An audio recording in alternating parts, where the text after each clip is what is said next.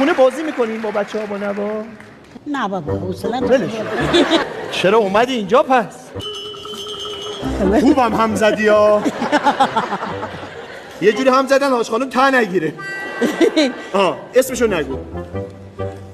چی بگوی؟ فوت میکنن باد میشه. یک چیز هست که باد فوت میکنم باد میشه. باد کنن.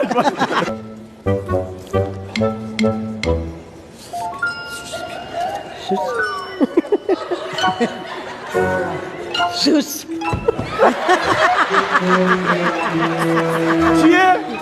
آفرین سوس. باریکلا. خوب راهنمایی کردی ها. حاج خانم چجوری فهمی؟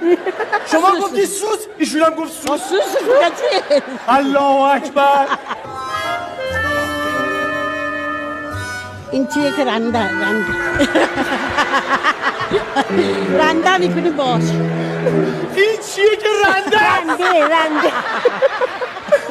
رنده باریکلا. بس یکی دیگه آخری. این چیه که رنده است؟ ایالا رنده نبود. این چی بود؟ این چی بود دیگه؟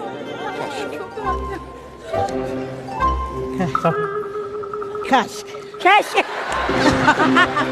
وای خدا.